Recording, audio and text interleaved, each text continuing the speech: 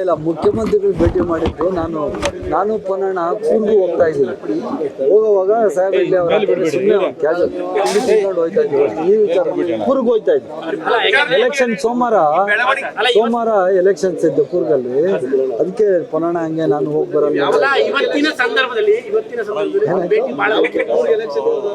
ಯಾರು MLA ರೀ ಪೊನ್ನಣ್ಣ ಅಲ್ಲಿ? ನಾನಾ ತಲೆನೋವಲ್ಲ, ಅದಕ್ಕೆ ಆರಾಮ ಒಂದಿನ ಇದ್ಬಿಟ್ಟು ಬರೋಣ ಅಂತ. ನನಗ್ ತಲೆನೋವು ರೀ. ಯಾವ್ದಂದ್ರೆ ತಲೆನೋವು ನಿಮ್ಗೆ ಬರಲ್ವಾ? ನಿಮ್ಗೆ ತಲೆನೋವು ಬರಲ್ವಾ?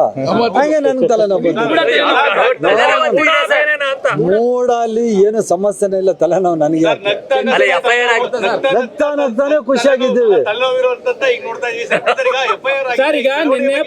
ಯಾವುದಕ್ಕೂ ತಲೆ ಕೆಡಿಸ್ಕೊಳೋರಲ್ಲ. ನ್ಯಾಯಾಂಗ ವ್ಯವಸ್ಥೆಯಲ್ಲಿ ನಮ್ಗೆ ನಂಬಿಕೆ ಇದೆ.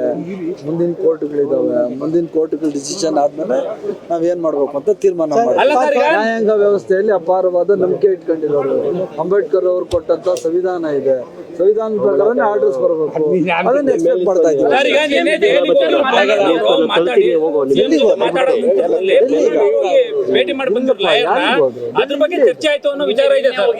ಇಲ್ಲೇ ಇದ್ದಾರೆ ಪೊನ್ನಣ್ಣ.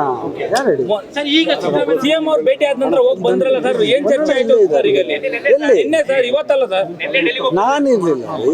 ನಾನು ಪೊನ್ನಣ್ಣ ಇಲ್ಲೇ ಅವ್ರ ಚರ್ಚೆ ಆಯ್ತಲ್ಲ, ಅದ್ರ ಬಗ್ಗೆ ಚರ್ಚೆ ಆಯ್ತದ? ಏನ್ ಚರ್ಚೆನೂ ಆಗಿಲ್ಲ. ಮೂಢ ವಿಚಾರ ಏನು ಚರ್ಚೆ ಆಗಿಲ್ಲ. ಕೋರ್ಟ್ಗೆ ಹೋಗ್ಬೇಕು ಏನು ಅಂತ ಹೇಳಿ ಸಾಹೇಬ್ರು ಸೋಮವಾರ ಬೆಂಗಳೂರು ಬಂದ್ಮೇಲೆ ತೀರ್ಮಾನ ಮಾಡ್ತೀವಿ. ಇಲ್ಲ, ಯಾವ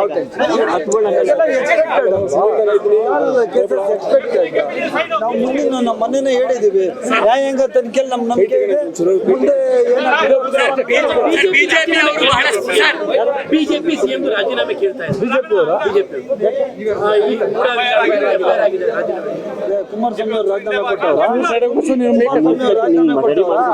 ನಿರ್ಮಲಾ ಸೀತಾರಾಮನ್ ಮೇಲೆ ಕೇಸ್ ಆಗೈತೆ, ಅವ್ರು ರಾಜೀನಾಮೆ ಕೊಟ್ಬಿಟ್ಟು ಬರ್ಲಿ. ಆಮೇಲೆ ನಿರ್ಮಲಾ ಸೀತಾರಾಮನ್ ಅವ್ರು ಮೇಡಮ್, ಕುಮಾರಸ್ವಾಮಿ ಸಾಹೇಬರು ಇಬ್ರು ರಾಜೀನಾಮೆ ಕೊಟ್ಟು ಮುಖ್ಯಮಂತ್ರಿಗಳು ಸಿದ್ದರಾಮಯ್ಯ ಅವರು ರಾಜೀನಾಮೆ ಕೊಟ್ಟರೆ ಆಮೇಲೆ ಯೋಚನೆ ಮಾಡಿ.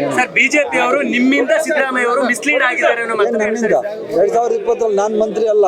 2021 ನನ್ನಿಂದ ಏನ್ ಮಿಸ್ಲೀಡ್ ಆಯ್ತು ಏನಂತ ಹೇಳ್ರಿ ನೀವೇನೆ. ನಾನು ಮಂತ್ರಿ ಇದ್ದಾಗ ಬಸವರಾಜ್ ವಾಸ್ ದ ಮಿನಿಸ್ಟರ್, ಇವರು ಬಸವರಾಜ ಬೊಮ್ಮಾಯಿ ಅವ್ರ ಮಿನಿಸ್ಟ್ರು, ನಾನು ಮಿನಿಸ್ಟ್ರು.